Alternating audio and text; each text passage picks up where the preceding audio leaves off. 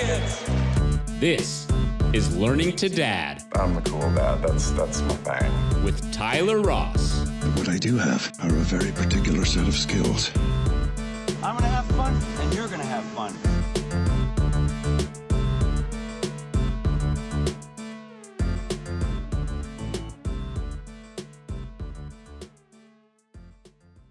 This is Learning to Dad. I am guest host Caitlin Scott. If you care, I did the cover art for this podcast, and the photo that Tyler ended up choosing was like an outtake. It's Sarah's hand is the one that you see like in the foreground, and that's the lovely woman I'm interviewing right now. It's Tyler's wife, Sarah Ross. And today we're going to be talking about a topic that's really relevant to most women, and definitely me because I'm 5 months pregnant. But we're going to be talking about Sarah's experience with pregnancy, childbirth, and postpartum depression as well. But I wanted to start actually with your career. And can you walk me through like what you went to school for, where you went to school, when you met Tyler, when you guys decided to get married, and when you decided to have kids? Yes. Hi, I'm Sarah. I am the infamous hand in the Learning to Dad. It's so pretty. I'm so glad he chose that It picture. does look really good. My hand looks awesome in that It picture. was a total accident. My nails were done. They look so long and skinny. It's your wedding ring hand?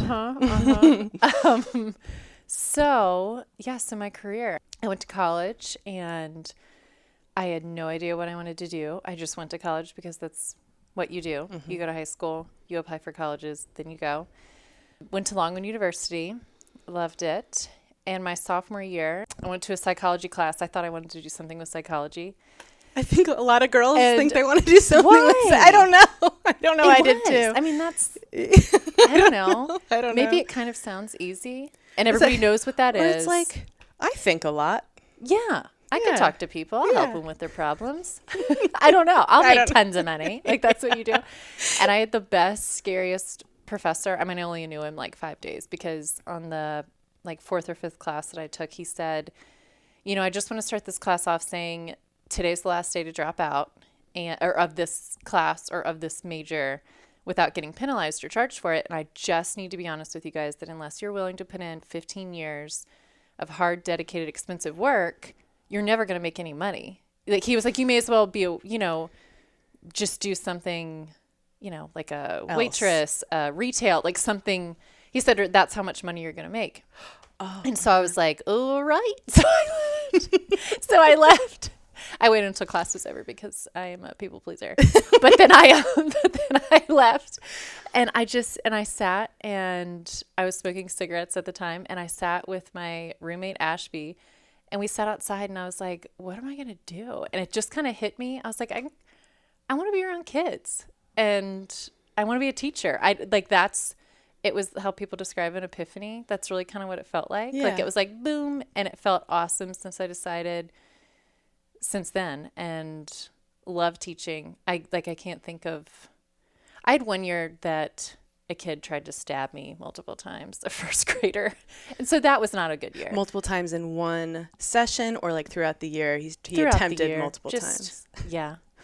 And it helped. I worked with a lot of great young teachers that, they helped me laugh through it. Cool. But that's the only bad experience I've had in 7 years of teaching. And even then, like, it's just a kid, you know, you can't do too much damage, right? Well, mine was 6 years old. Yours, I know you, with the older kids, they could get to you.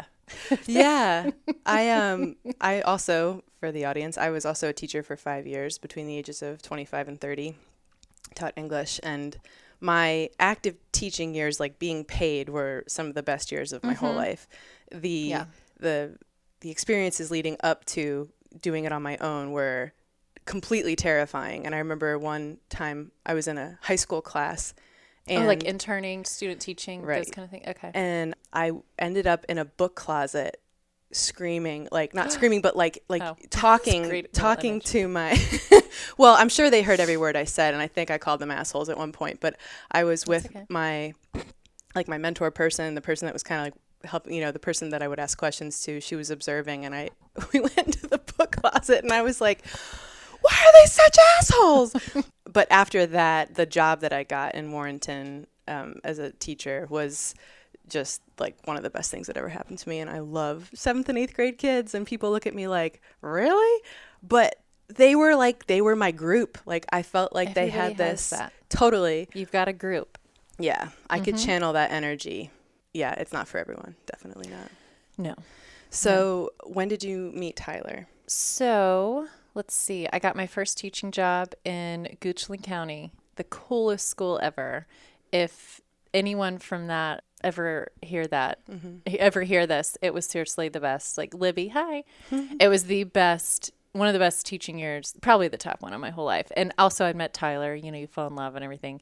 How did you guys meet? So my dad grew up here in Northern Virginia. So my grandmother still lives here. So every holiday we come up here. So I've been here almost every Christmas, Thanksgiving, everything. We also, one of the Ayers family yearly traditions or holidays is Gold Cup, the May Gold Cup here in Fauquier County. And so we go to that every year. Tyler has gone with his friends every year. And we just met like you do. And so we hit it off. I was dating somebody at the time. It was kind of on the way out. That kind of like when you're 22 and the Yeah, relationships just totally. kind of end, which we can get to later. Is like being married is funny that's not an option. It doesn't just, you don't just stop answering your phone. Well, I'm tired. Are you tired? Yeah. So, yeah. But Tyler said something, one of the cool, it's got to be in a movie. I want to save it and sell the rights to somebody for a movie and a script he told me, he wrote me a little Facebook message. That's kind of how we communicated in the beginning. And a couple weeks later after meeting him, he wrote me a message and say, hey, we're going to my buddy Brooke Howard's lake house. You know, we do this and that. Please bring a friend. You know, I know you live with a few girls. And he said, but your boyfriend's not invited. And I was like, I thought that was sassy. That was kind of cool. It was sassy. I didn't go. Heartbeat quick, and I didn't go. I didn't go. Wow. I was still dating the guy. That was nice of you. It was, yeah, I'm such a good person. You are. You're such a good person. Yeah. Wow. But yeah, Tyler is as good as a person as he seems right off the bat. That was my only inhibition was you can't be this great. You know, like when does the bullshit end? And then where's the real you? Right. And that's why I didn't jump right in from the beginning. I think I just thought he was full of it, you know, but yeah, he's really not. He's annoyingly that kind of positive and motivated and totally dedicated to my happiness as he seems like he is. I know. That's awesome. He really is. It's obnoxious. I mean, I got annoyed with him this morning because he's trying to find us a great house. Like, what the hell's wrong with me? I get annoyed. But I hope my husband doesn't listen to this. When he's like He will. trying to cook for me and make me things to eat, which is one of my favorite things to do, is eat. Okay. And he wants to know, like, what are you in the mood for? I'm annoyed is too strong a word. It's just like, I can do it, but I really can't. You really can't make it? No. Oh, you don't really know? I don't really. It's the constantly like looking out for your needs. It's so selfless that it's almost like. But please don't get me wrong. I would not want a thing to change. It makes me very happy, and I feel like I'm bragging talking about it. But that's wonderful. So you guys had the makings of a great marriage. Yes. We jumped into the whole thing really fast, and I don't regret it because everything I have now is perfect. Ty and I, as you can see from the podcast picture, what is that called? The podcast. I think it's called cover art. Cover art. Yeah, I think. As you can see by Caitlin's picture on the cover art, we have 2 kids, and they're perfect. Like I'm trying to think of something that's wrong with him. Like, you know, like there's just, they're so perfect. It's ridiculous. I know. I love that. I feel the same way about like I'm trying so hard. Like, I don't know. I have such a crush on my son. Kind of annoying sometimes. Like she doesn't like stop. I don't know. Like there's just nothing. And so I wouldn't take anything back, but I think that we like boom, boom, boom. I think I was stuck with the traditions of like with the college thing. You graduate high school and then you go to college. Right. And then this is what we do now. Yeah. And then I'm following, I'm doing what I think I need to be doing. Yeah. It's almost like I know exactly what you're talking about. And now the kids that I used to teach are going off to college. And when I run into them, I ask them, like, what are you doing? Like, tell me what's your plan? And they're not all doing the traditional thing. And I think that's great because I do think like from the time you were old enough to like even like retain memories, you are told that college is going to be in your future somewhere, and that's what we work toward. But no one really talks about career, do they?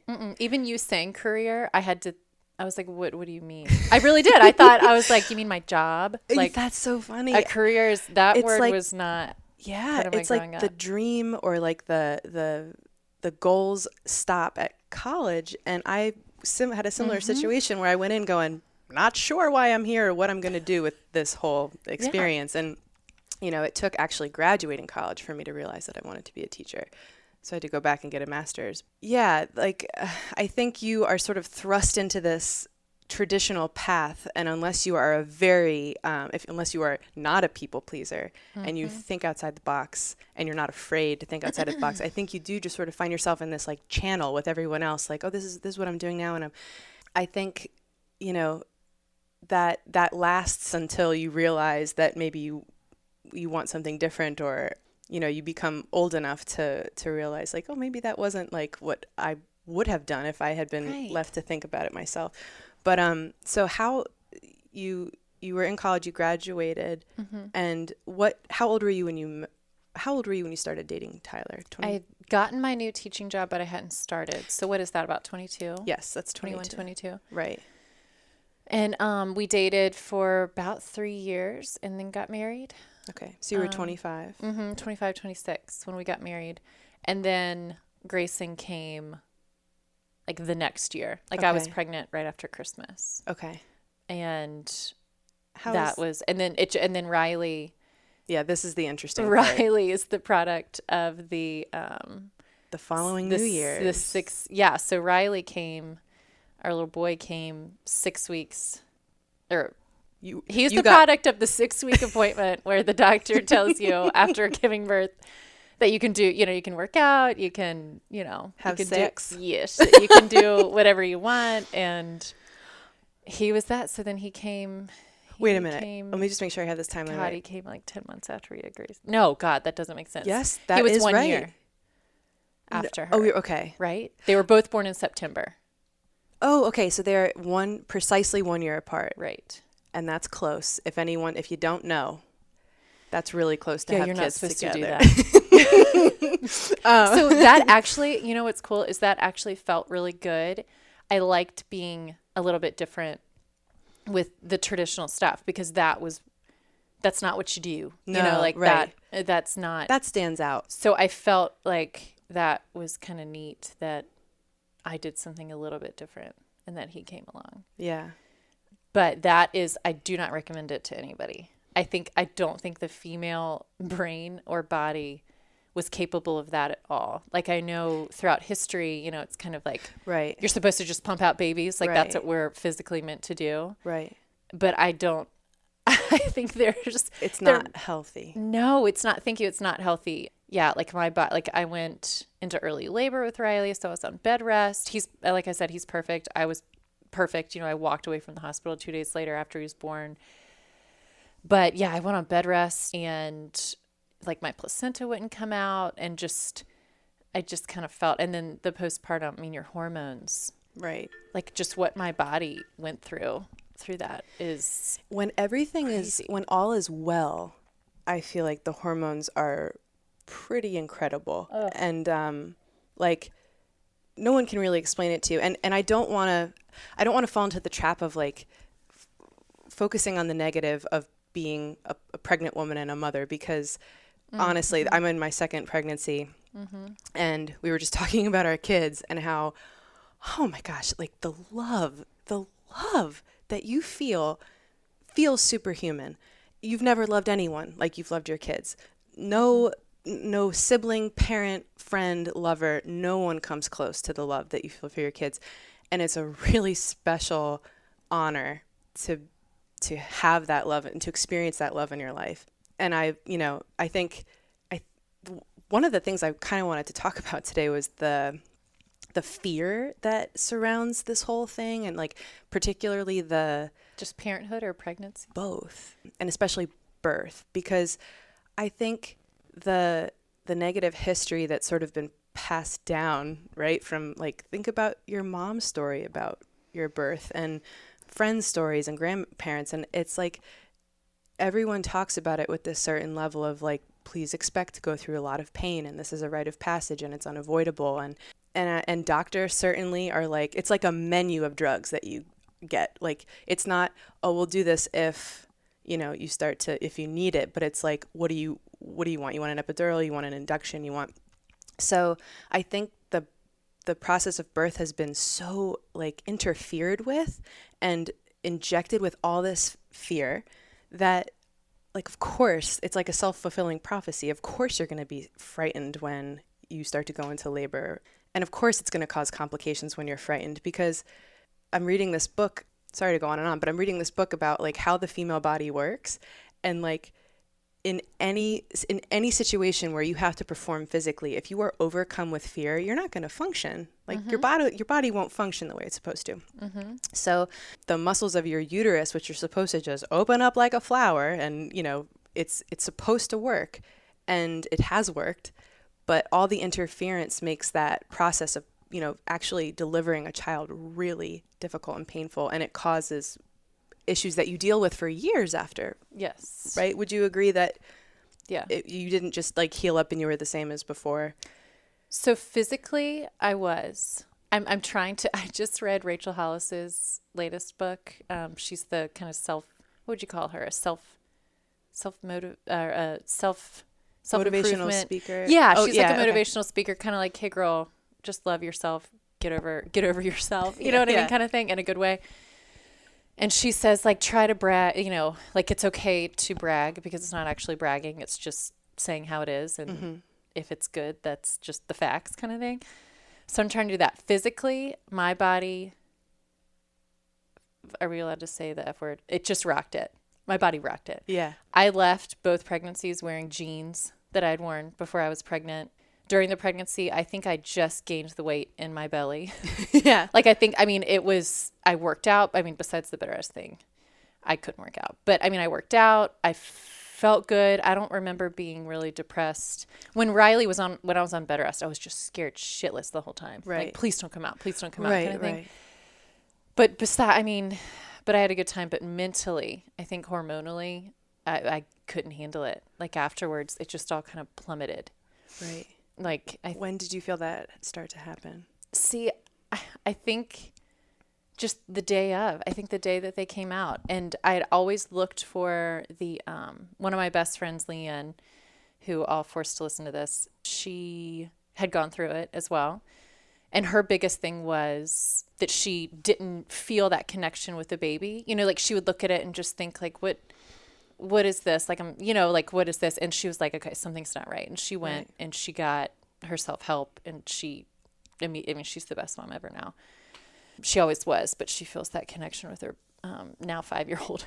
But so I was looking for that, and I was always obsessed with Grayson. I was always obsessed with Riley, like that love that you were talking about. Right. But I hated myself. Like, I didn't connect with Tyler. Like, it was just, I didn't like my life, and there was nothing I could do about it. Like, I hate my house. It was just a hate of everything, not seeing the point to the day, not feeling a connection with anybody except your baby. Like, it was a little bit of the opposite. That like, is they were my only friend. Okay. You know? Yeah. And so, in fact, last night we were at a party, and I was talking to somebody about postpartum, and she said the same thing. She was like, yeah, but I still love my baby. And I was like, please, that's not the only thing. Right. It's just if you're not happy with yourself, because life's awesome. Right. Like, everybody's lives, I think, can just be awesome. So if you're not liking it and you don't want to do anything about it, that's a problem. Yeah. So I guess postpartum depression affects different people differently.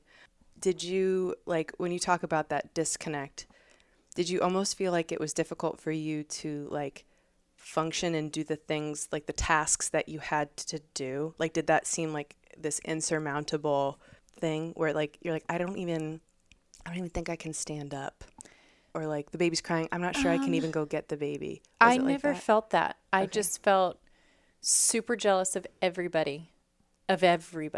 Like, everybody had it better than me. Tyler got to go to work. So you had like hardcore FOMO. Yes. Okay. I had so much. Oh gosh, I would call Ian crying, just saying, you know, I saw that you were out with so-and-so for dinner and like, you know, you put it on Instagram.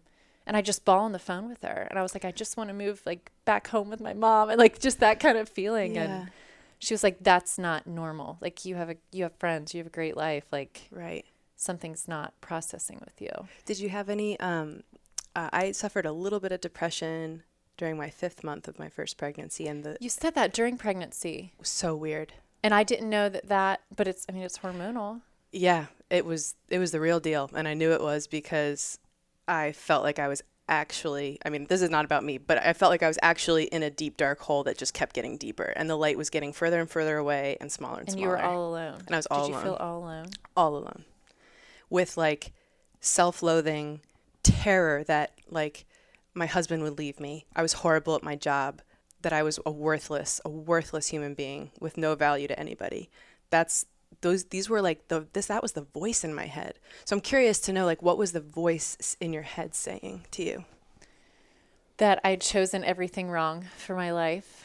That I like, how did I get here? Like, and I would just think of things in the past, like, why did just everything that had led me up to this moment. Like, Did you kind I've of made all the wrong decisions. Did you want to start over? Did you want a chance to start over? I wanted to just grab Tyler and the kids, or just Grayson when it was just her, and I just wanted to move back home. Like I needed a safe space. Like Right. I wanted to be back. I'm from Roanoke. I wanted to be back in Roanoke, around my parents, around my friends that I'd known for 20 years. Like that was the only thing that was going to make it better. But it's not like you just got to learn to like Embrace your reality. Yes. Yeah. But that's not always easy to do. No, and that's also, I don't think, it's also not always the answer. Like sometimes you just need to change it. Like I don't think I should have moved back to Roanoke, but I should have talked to Tyler about my exact feelings. You know, he's amazing at he's never judged me. Like, especially when I was pregnant, or outwardly, he's never told me. That's He's awesome. never But that's awesome that you even feel that way. said- Yeah. Like, let's say if I was like, you know, I really want a big, like pregnant, you know, I really want a big sip of wine or something. Like, I don't know. What do you think? Like, Yeah. and he's like, I go for what makes you happy. Like, that's almost his answer to everything. Awesome. Like he never, cause I've heard about, you know, women that their husbands are very controlling about their decisions they're making pregnant, which I am not jealous of that position. Like men who are listening to this, I would always take being pregnant other than watching it just happen in front of you and really having no control over. Right. Maybe that's the. Are you saying that you empathize with men because it's like a little bit? And with and I'm just saying this is sort of like a typical male desire to be helpful or to have some level of control with something that's so new and weird. Yeah. To not know what to do to help. Yeah. Tyler and I fell into a little bit of the 1940s, 1950s. He went to work and I did everything at home. Mm-hmm. And we both, I think, let that happen. I think maybe because it's like the traditional things, like it's just what you're supposed to do. It's what you're supposed to do, right? Like you're supposed to go to college. You're supposed to, and it felt right. And neither of you had an argument about it. So it just happened. Exactly. We just never talked about it. And, you know, getting up, I got up every night and fed the baby every night, even when she was all bottles or he was all bottles. Like I would do it because I thought, you know what, he needs sleep. And again, the people pleaser came in me. And I think that's most women. I think we are such people pleasers because that's what we've been. I mean, for hundreds of years, we take care of shit. Like that's just what we do. Right. And instead of it being like a badass thing that we run like, what does Beyonce say? We run the world. Yeah. Yeah. Like we really honestly do. And I think instead of it becoming this really cool, powerful thing, instead it's, you know, it's heavy.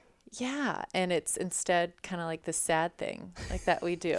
Yeah. And, you know, so Tyler made all the money and then he would bring it home. And so much freedom comes with that, making all the money. So much freedom. That was probably the hardest thing. And I'd love to know how other women and men, whether it's the man staying at home or the woman staying at home, I would love to know how they handle the pride factor. That was a big deal for me, is for him to like hand me money. I just felt that felt like crap. And I don't know why. Like I now see it as Tyler went out to earn this money for us instead of him making this money and then handing me a 20 to go to Target with. Because it feels a little bit like a stereotype that, in your words, is sad, right? Yeah. Like, oh, that means that she can't. But it's like, but then when women do work, it's not like anything changes for the man. When a woman, a mother works, now she's just doing all the things. Now she's got 2 jobs. I'm feeling that. Right. Because you're not like cutting back on motherhood. You're still doing motherhood 100% with the exception of maybe some childcare in there. But you still have to be involved in their lives and know what's going on and who their teachers are and what their relationships are like with their friends and, you know, who's growing out of their clothes right now and needs new this, that, and the other. And when am I going to find time to do that while I also have a career that needs my attention? And especially teaching, where now you're a mother to like, God, how many kids? Because you do, when you love teaching, you do love the kids. Yeah, and you genuinely and you think care about them. Like I get now, maybe this is jumping, but those crappy teachers that you meet along the way. I know. And you're like, what an asshole. They're doing it right. Oh, like they're coming and they're not really caring. And then they go home and they have energy for their kids. I get it. Like, I think I'm going to be a crappy teacher. Another epiphany. I'm going to be a crappy teacher later and see how that works. But, I mean, that's just... So did you recently go back to teaching?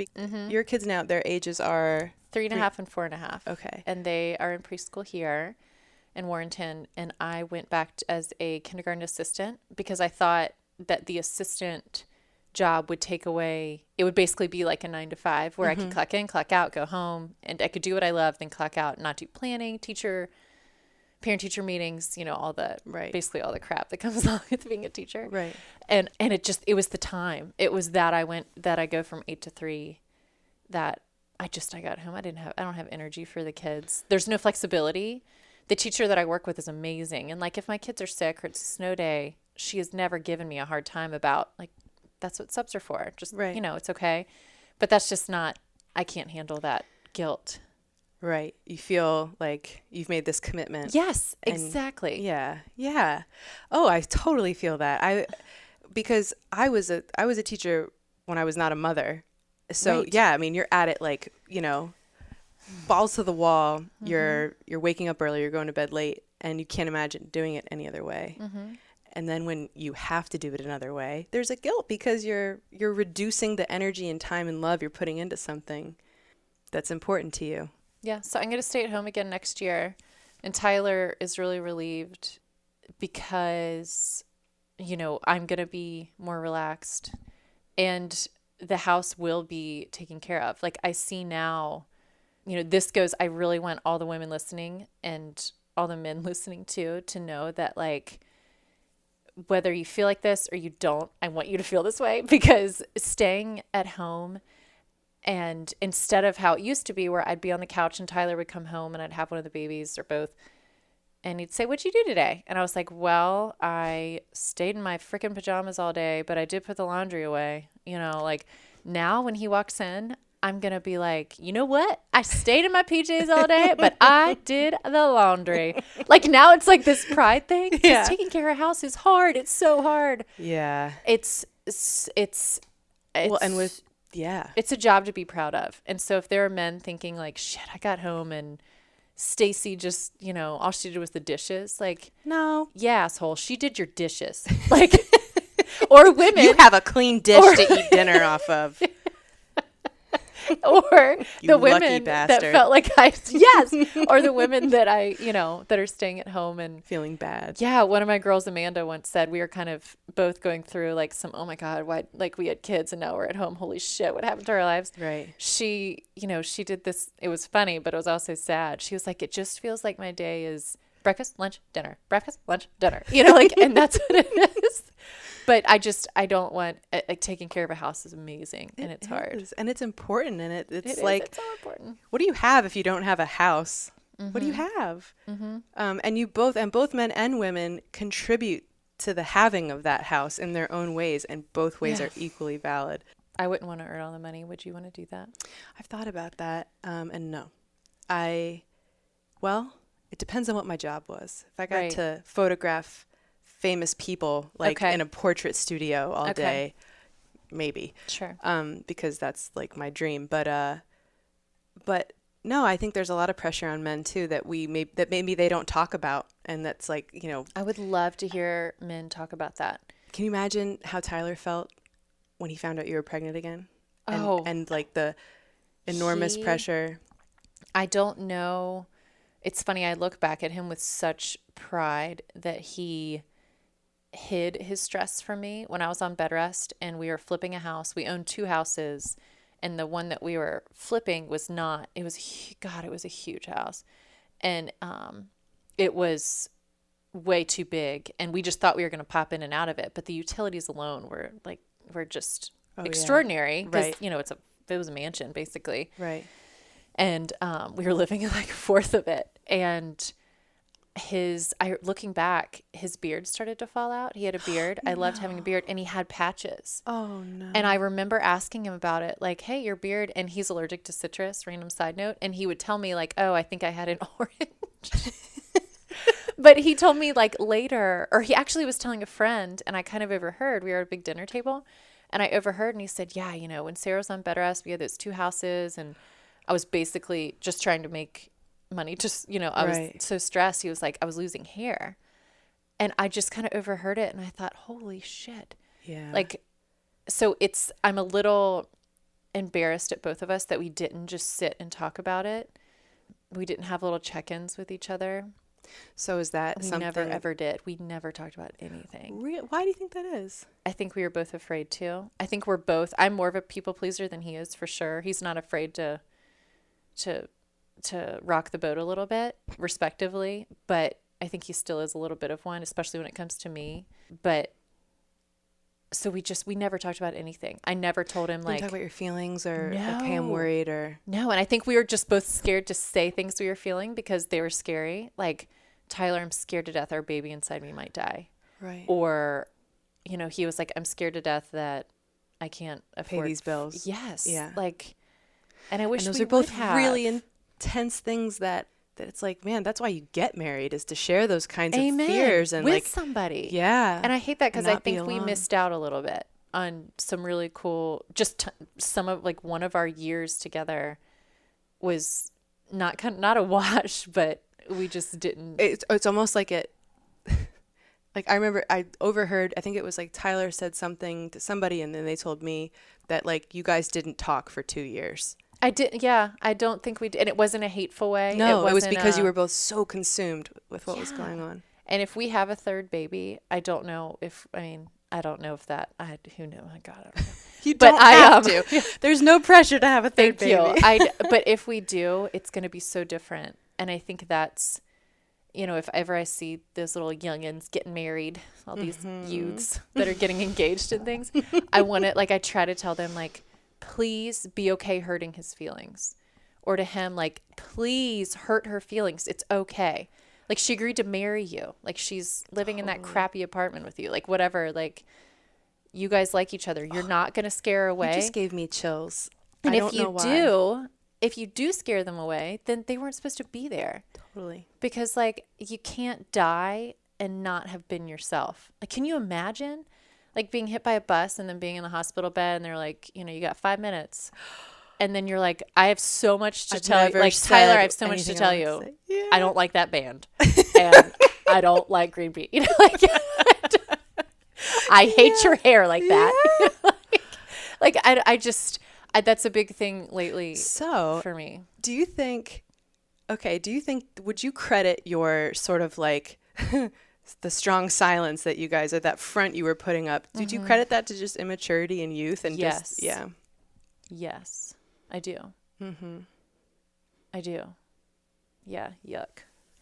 I do. I think it was being young. We were just talking the other day, Sarah and I, about... You and I were? Yeah, about these girls on Instagram that are just so beautiful, and it just makes you go, ugh, like you look at yourself.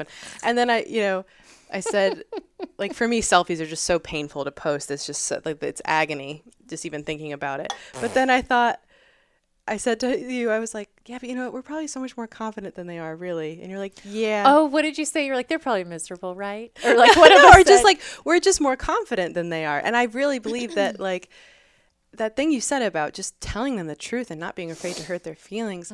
My God, that's like the most beautiful piece of marriage advice I've ever heard in my life. Gotta be okay hurting their feelings. I live by that, and I wasn't even consciously living by that. But like, we have these little.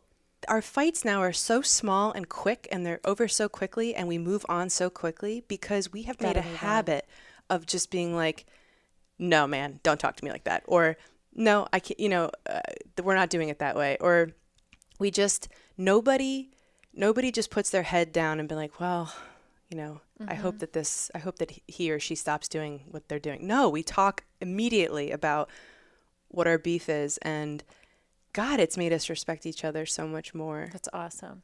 And it's a little uncomfortable, but it's hard.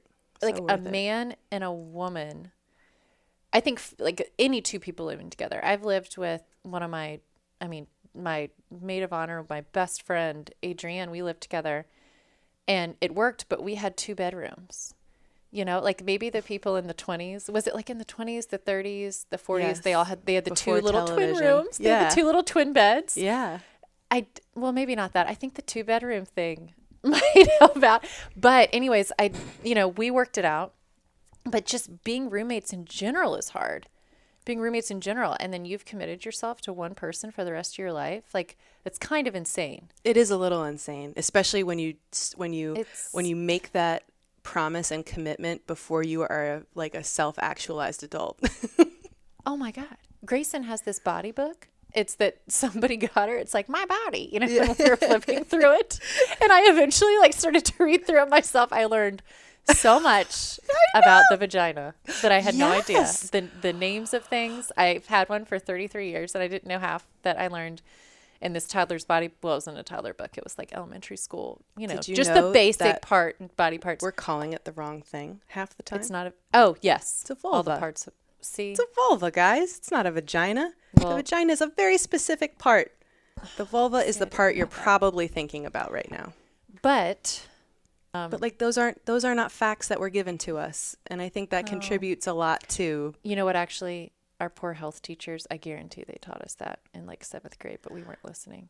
I was listening. But listen, here's what, you're such a beautiful nerd. Here is, I was listening with cool. rapt attention. I was the have- ugly cool girl. You're the That's- beautiful nerd. I was the ugly cool girl. That's why I have so much like character and personality now, is because I had to really earn it. All right. But the brain has not. This Cut is what I all learned. that This out. is her. Yeah, and restart. But the brain is not fully developed until you're like it's 20 to 22 years old. I thought it was even older. I thought it was 25. That could be when like certain processes finish or like whatever. But holy crap! And I know. it's given me a whole new perspective. Yes. That when did you and Cole meet? How old were you? I was 25. He was 21. That's right. You're the cougar. Yes. And I remember when I realized that I wanted to marry him, because I had heard that fact somewhere about your brain not fully developing until you're 25. And So you went and found yourself one that you could mold. well, I said, Just well, kidding. I'm just kidding. that's partly true. You would- Just kidding. I wanted to make sure that like I was the right person for him, and I wanted to make sure that he was 25 by the time we really fully, like, I had a ring on my finger, like, you must be You're 25. so aware. So God. aware. That's really cool. Well, I just loved him so much, and I knew that, if the roles were reversed and I was like the young one or the one, pre-25, like, let's make sure this is right, and let's make sure this is really what you want, because a young man getting married, I think, is a little more unusual socially than a young woman. It always makes you cringe a little bit, doesn't it? Which part? A super young man getting married. A little, and I don't know why. Well, yeah, it's because their brains aren't fully developed, and it's like, man, this is a really major decision, and I want to make sure that I know it's right for me. I want to make sure it's right for you. So cool. And that was like that was the rule I put down, and it worked out. And did you say that to him? I did. Oh yeah. Cool. Well, I was in a really bad relationship before Cole, so the promise I made to myself one night during like the agony of breaking up was, whoever I'm with next is going to know exactly how I feel about things all the time. Awesome. And I stuck to that with him. And I think him being younger helped me carry that out, because I think there is something about being older that gives you just a little bit of confidence and like, yeah, boy, I've been around. Like, I'm not, if you don't like what I have to say, that's cool. It's fine. It's kind of a maternal. I never felt maternal toward him, but I did feel like super independent.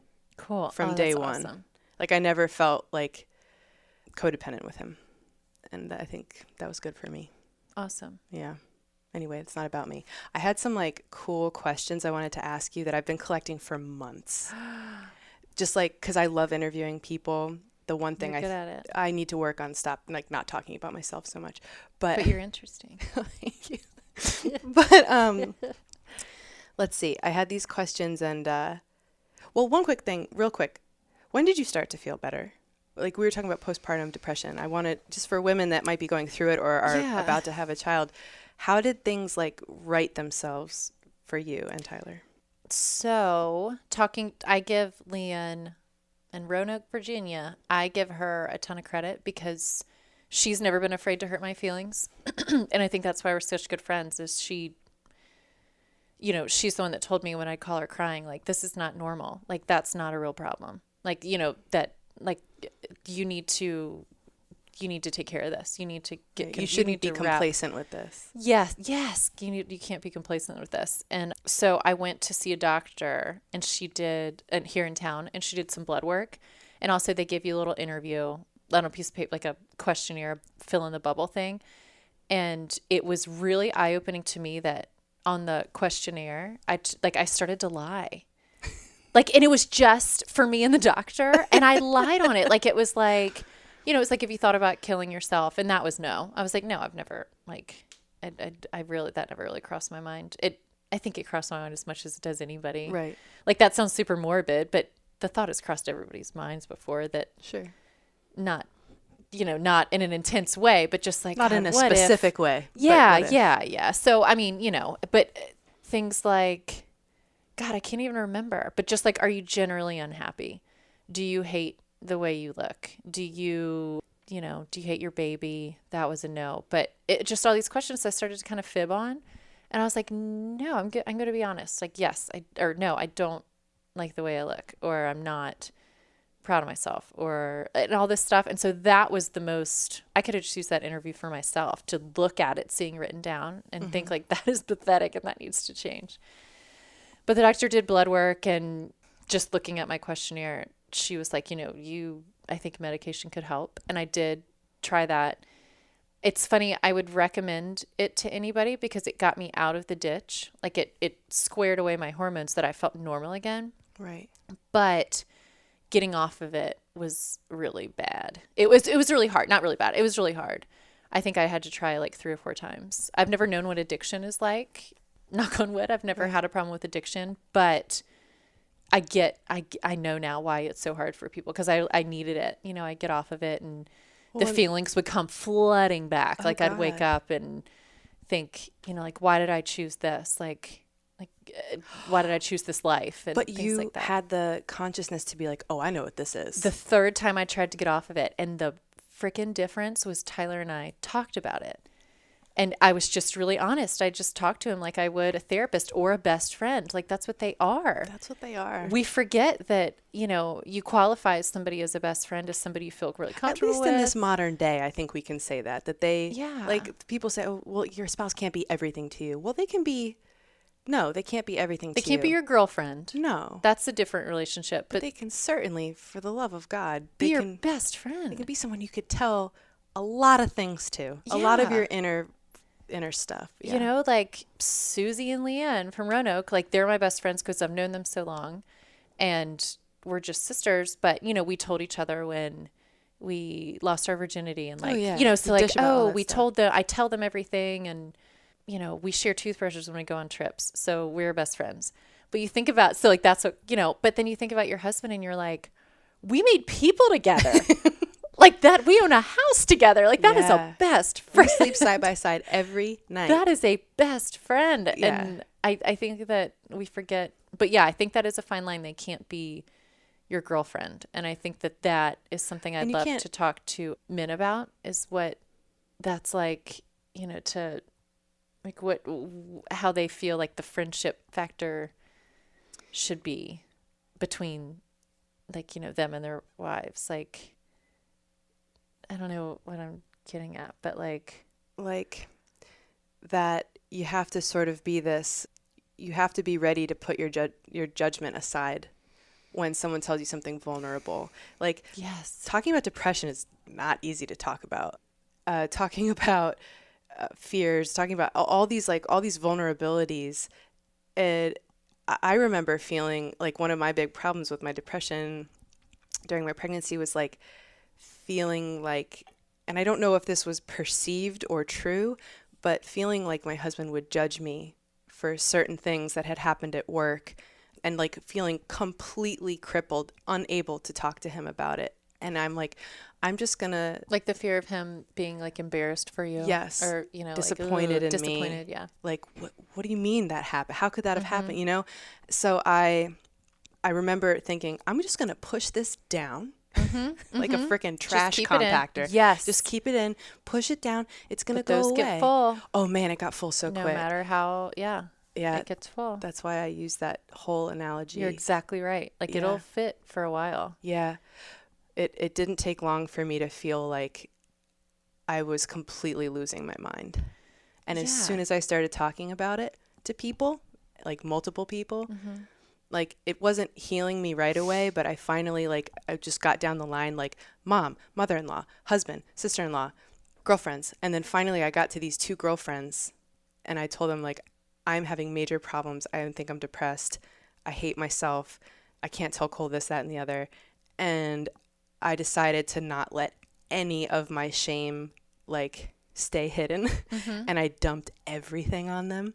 And they didn't even know each other. It was hilarious. They just happened to be in the same place at the same time. I'm like, lucky them. Kim, this is Lily. Lily, this is Kim, guys. Lucky Boom. them. And I just completely opened the floodgates. And the next day, the sun was shining in my mind. You got it out. I got it out. And how did they it's react? Like a cancer. How did they react that helped Beautifully. so much? Just, man, like, zero judgment. That was a great, great feeling, to just be able to tell someone your deepest, darkest awfulness and have their expression not change. Yes. And just look at you, like, with just love in their eyes. Yes. That was, like, huge.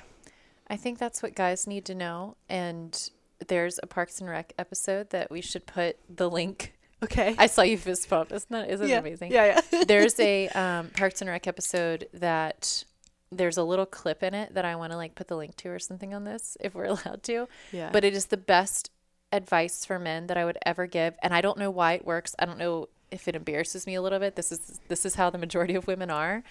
But there's a character that's pregnant and she's just bitching constantly. And it gets worse and worse and worse because her husband just keeps trying to fix it.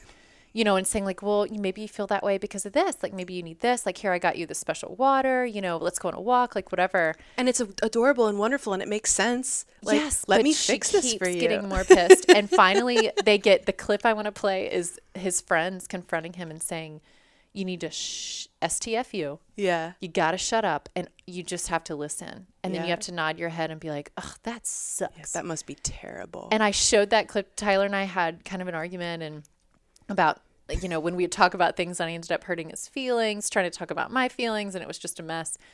And I sent that clip to him, and I don't know if it necessarily helped him, but it helped me realize what we need. Like, we don't need someone to fix it. We are awesome. Like, girls, we really can't fix the majority of stuff. And wouldn't you say that most of the time we already know how to fix it? We already know. It's not that we need you to tell us. And I think when a guy tries to tell you how to fix something, you're like, yeah, no shit. I know that. I'm telling you this. I need to be pissed off. Right. Because I have all these insane emotions that, like, if I keep them in, the top of my head's going to blow off. So I need to tell them to you. And I just need you to go, man, there's 2 very funny supporting examples of what you just said about, you know, the guys being like, don't try to fix it. There's a Chris Rock skit, and the bit is that, you know, when you're married to someone, you've heard them say everything. You know everything they're going to say. You know what they're going to say before they say it. And one of the things that guys need to know is that when your wife or your significant other is bitching about something, talking about something, all you have to say is, what it was so funny. God, of course, now I forget the punchline, but it was like, man, I told you she was a bitch.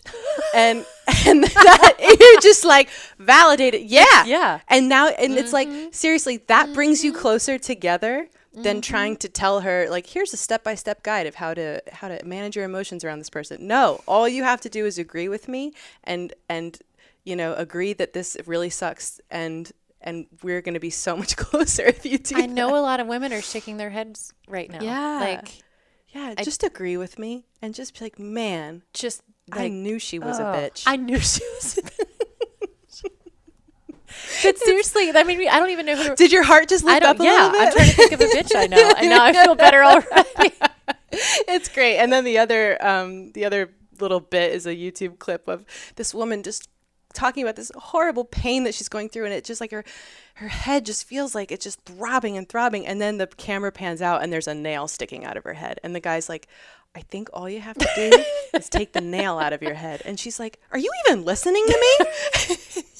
So it's not about the nail. No. Which kind of makes us look insane that like we have this nail in our head and all we want to talk about is how awful it is, but we don't tell us to take it out.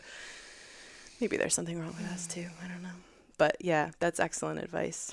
I think that there is. I think women, we were created with just crazy heads. Like my dad says, bitches be crazy. Because we really are. And I think it's just how we can handle it. I think that we're insane. I think women are nutty. Like you see a man who went on like a murder spree and you're like, oh my God, he must have like what an insane, scary person. Like how did he get that low? Like what happened? And then you see a woman that went on a murder spree and you're like, God, like it's just it's like a different, like, she just had she must have like been a little hormonal and she was probably hungry, we are insane. I'm always like, what did he that. do? Like if a woman does something insane, like what did her husband do to make her do that? Like, yeah. Or not do. What did he not do? Yeah, our brains are different. I mean, and I think it's how we're able to roll with it that makes the strong women. And so I'm trying to teach myself just to roll with it. And I love getting older. Do you? I mean, no, don't get me wrong. There's some things I don't know. A little bit sad, but some of it is awesome. The only part that bothers me is the skin. I don't like the wrinkly, not glowing skin. And I notice it about younger women now. Because it's a dead giveaway, someone's age. It is. And you can kind of do something about it. You would have to be a prude about life. You couldn't go in the sun. You couldn't drink alcohol. You couldn't be around any type of smoke. So not enjoy yourself at all. You couldn't eat like freaking preservatives. Like you would really have to live. You'd have to sleep most of the time. You would have, yes. Yeah. You would have to face down in Vaseline. Water IV. Right. Yes, with a little straw for breathing. In your mouth or everything. And then what's I keep thinking about buying a silk pillowcase, and I'm just like, nah. Oh, for your hair? For my face, just like because I sleep on my side. I thought it was for hair, not to get tangly. I think it helps with hair, but I've also read that for skin, it's just that I'm just like that seems like one step beyond what I'm willing to do to keep my skin looking nice. Don't do that yet. You're fine.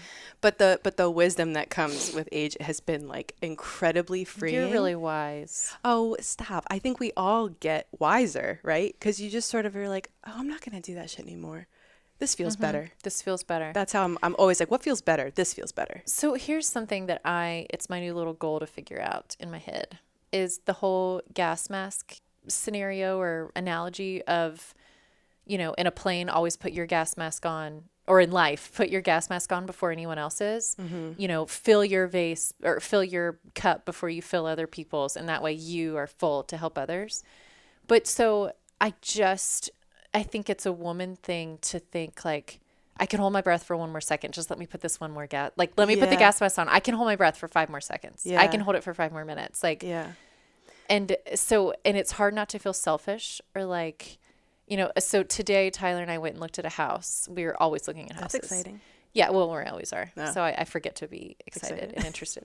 So sounds like sex life. I have to remember to be excited.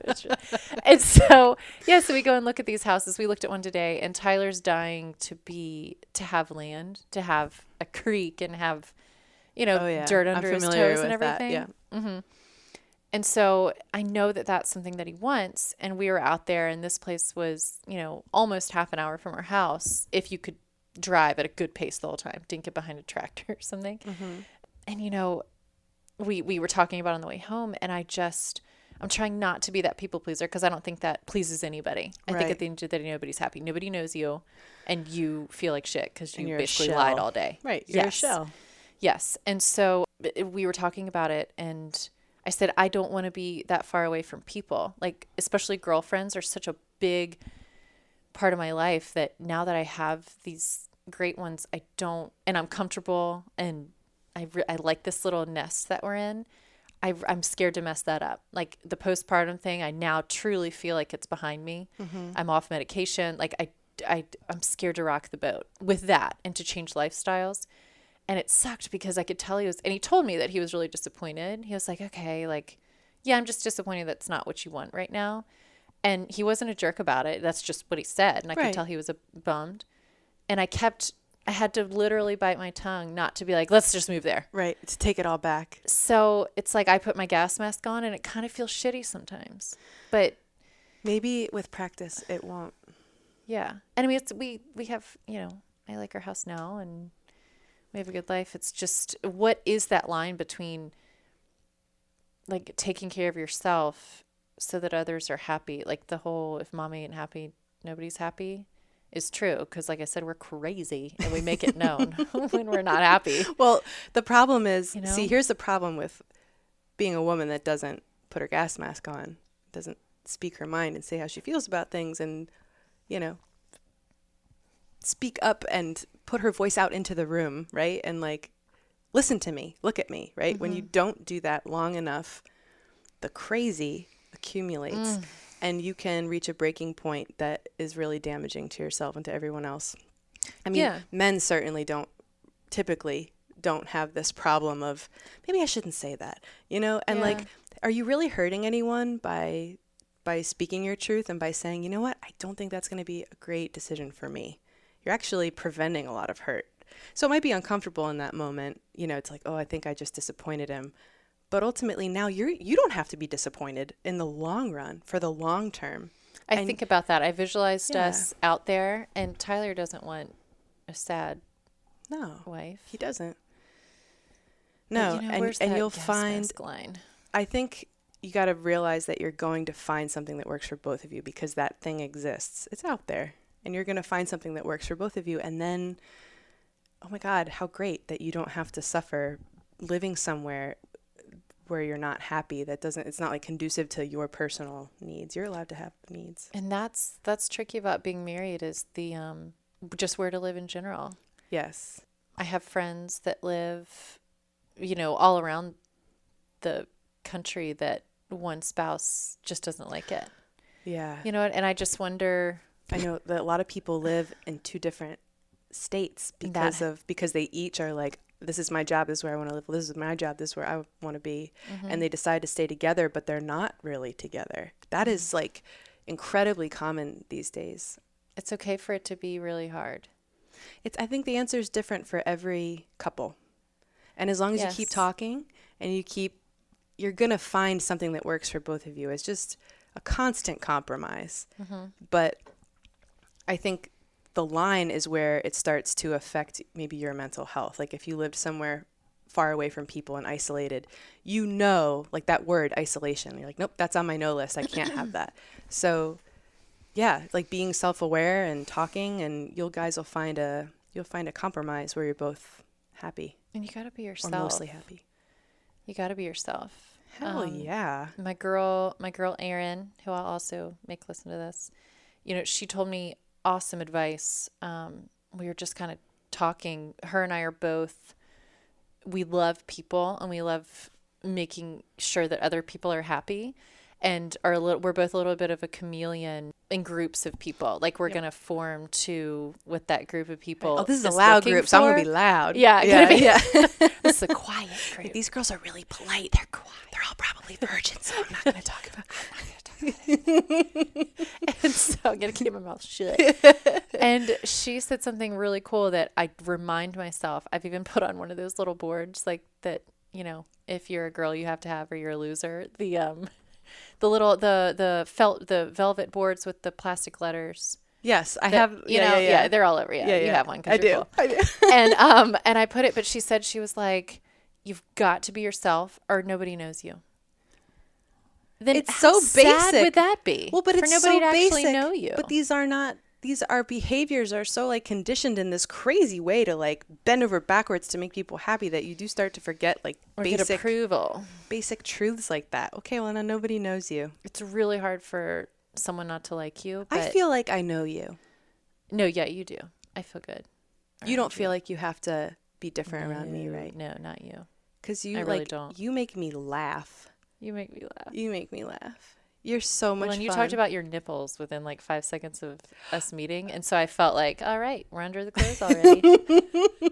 But I did. But I mean that is a joke, but also I you forgot were that I did open. that. You were open. And so like, it's more fun to be open. it's really easy to be yourself. Because then you around just weed people out like the you. people that you don't really want to be around anyway. That's how I feel. And I Yes. man, I think I take after my mother. I am not a people pleaser. I made a commitment, so I'm going to do this for this person because I said I would. So I'm not. I'm not a I think dick. that's being a good human. Right. But I am not like, man, if I did that, it would really ruin my day or make me uncomfortable, but it would make them happy. Not going to do it because I don't enjoy pleasing people in that way. It takes so much out of me, and I enjoy pleasing myself. And I've been so much happier since I decided to do that. And I'm surrounded by people and interact with people by choice. I think that's why people are happy around you. It's easy to be happy around a happy person. Because I love who I'm talking to. I love the people that I've Exactly. decided to keep in my life. And I don't miss the people that I decided to kick out of my life. Yeah, you probably don't even remember. Nope. You might remember a couple that might have burned you, but that's the only reason. You know, they might have left little scars or something. Yeah. But besides that, it's like... Right. And I'm really glad I don't have to talk to them anymore. Mm-hmm. Yeah. If you could pick someone's mind to read in your house, whose mind would you want to be out able of the to four read? of us? Yeah. Or the three, the kids and dad. Sweet Ties. I'd want to read Ties. I think he is straight out of like a romance novel or... So I don't know about... So Jessica and Kayla, my Outlander girls. Anybody who watches Outlander. Mm-hmm. Tyler is Jamie, where he is just... Tyler's genuine Pure goal gold. is to just make sure that I'm happy. Like it took me a lot... Like it took a few years... Actually, God, it took me like 8 years to realize that it wasn't just something he said or like, no, I want you to be happy. Like that is his freaking goal. And it's beautiful, but it's also like I told him today, I was like... Please be sure to make yourself happy too. Like, I can take care of myself. I need you too, but Right. I can take care of myself. Like, please don't be afraid to hurt my feelings. You know what I mean? I need to actually say those exact words to him. And I think women all need to say that to their husbands maybe. Yeah. And vice versa is like, I would want to pick his brain to be like, are you really Feeling okay this way. watching 4 seasons of Outlander and drinking Chardonnay? Like, do you actually want to do God, that? that's a good man. Like, do you, like, do you, like, it's, And if you don't, I'll just do it by myself. It's fine. yeah. And like, do you want, like, I know he doesn't want the dog. He's not, but like, do you really want to is this really the life that you want? Because he would not want to know that. would do anything for you, but I kind of do. Like, it's okay to be scared of something that they want that you don't want. Yeah. But I would love to actually read his mind. I think I know most of the time, but I think I would want to read his. And my dog. I love my dog. I knew you were going to say your dog. I love my dog. There would be like 3 or 4 thoughts rolling around probably Yeah. in the dog's head, Mommy. and they'd all be very sweet. Mommy. What do you think about when you're bored and your mind is free to wander? Like, what buzzes in the periphery of your thoughts? What do you love to think about when you have nothing else to think about? What interests you? Where do you find yourself going when like you have a second to breathe? I always, when I have a second, I think about what I would do with my free time. And then it's kind of funny because I use my free time. And then your free time's up. Like, I fantasize about like having the house to myself, to like fold laundry and drink wine by myself and watch, watch Outlanders.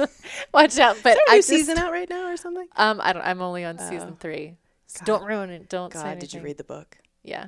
So good. Just Scottish passion. So good. But yeah, I think I tend to think, just kind of daydream about things that would make me really happy instead of just going and doing them.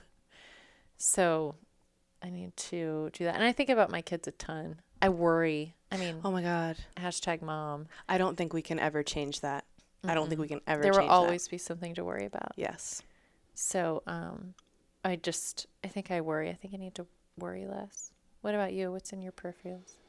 Well, like when I'm alone and I don't have anything that I have to be doing, which I know is going to be a total like fantasy once I have a second child, I will not have free time the way I have it now. Don't say that. Well, maybe not for a while. Maybe not for the first year or so. No, don't say that. I think you should just do what you want to do and ask for help. Yeah. Say, hey, watch this baby. I'm like fascinated by like design, and now that we are building a new house, I'm like even more kind of obsessed with it, and I love beautiful things. And I like every time I walk into a room, not every time, I either really admire what I'm looking at or I redesign it in my head. Change the wall color, change the carpet, change the furniture. It's weird. Cool. Yeah. So that's kind of what you do in your head? It's an utter fantasy. Like, I think the Cool. reality is probably way harder than that, and working with people would be really unpleasant most of the time, and it's expensive, and you make a lot of mistakes, and it's a career that, like, at this point, I think I'm probably not destined for. You know what? But you just decided that. You totally made that sound like a bummer. I did, but I did choose a career that does fulfill me deeply, and that's photography, and that brings it brings the same level of like excitement in my body to do that. So I feel what's the word? Like fulfilled. Satisfied. Thank you. Fulfilled. Satisfied's a good one too. Yeah. But that's sort of like my fun, like hobby is looking at that kind of stuff and learning about it. It's just so interesting. My grandmother, Cool. mother, and great grandfather were all designers. So see, it's in you. There's something in you that clicks towards that. I grew up in my grandmother's like design store. So like see, it's in you. Yeah, it feels cool, and I love it, and it's just like a little part of myself that I like having, like it's my alone thing that I do. But yeah. What do you think you're really good at when it comes to parenting and when it comes to being a wife? Being a mom, I think somebody told me a few years ago that I was too nice to my kids. And it's like, no, I'm fucking not. I'm not a pushover. Maybe, I mean, not as much as a push. I think I genuinely like my kids. And you like being nice to them. I like being nice to them. And I like telling Grayson that she's the most beautiful girl that I've ever seen in my life. And that Riley is, the smartest, cutest boy in the whole world. And I might be enforcing some gender stereotypes, but I think I'm really good at just over loving them a little bit. And anybody that judges that, like, fine, go home and slap your kid again, but I'm not going to do that. Actually, Don't do that. Yeah. I don't want you to do that. But I'm not, I love how you just were like, nope. I mean, you just let that roll right off your back. But it bothered me. I was like not nice to my kids for like a week after that. But what the hell is wrong with me? But I think I'm really nice to my kids. As a wife, I think I am working on that. And that's one thing I really can't think of something I'm good at, which I'm going to work on. Like, I don't think. Ask Tyler today. Okay. You should ask him. It'd be a fun conversation to have. Because I want to be a good wife. I think I'm a pain in the ass, but I think It it's must be turning doing into a healthy something pain in the ass. Right. Like you must that be I'm doing just something very honest. well for him to make your happiness his priority. I think that in and of itself shows me that you're a great partner that he doesn't want to lose. He's awesome. Yeah. Yeah, he's awesome. He is exactly what he seems like in all of his workout videos and all his happy little posts. Like, that's really how he feels, people. And it is that obnoxious. It's really him. That's awesome. But yeah, I want men and women, or women and women, men and men, whoever is out there together, like, please, like, hurt each other's feelings respectively. For like, the greater good. Be your total self. And if you're scared that if you say a certain thing or act a certain way that's yourself, that they're going to leave, then they should. Right. You know, because right. it shouldn't, like, just your life shouldn't be like that. And so be happy and be yourself. And you can be happy and talk to people if you feel sad. I would agree with that 100%. Postpartum's no joke. Oh, my favorite thing about postpartum is that please remember, women, that it's something physically wrong with you.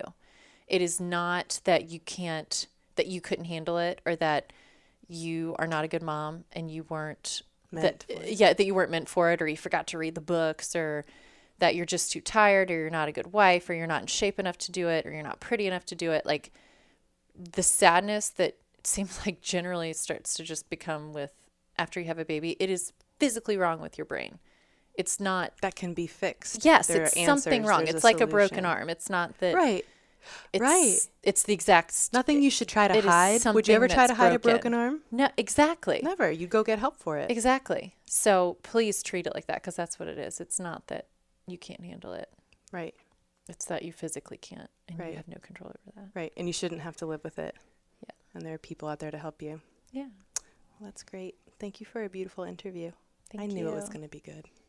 Thank you. That felt really nice and natural. Yeah. Learning to Dad with Caitlin and Sarah. Yeah. Hopefully more interviews with women to come. Mm-hmm. All right. Peace out. Bye.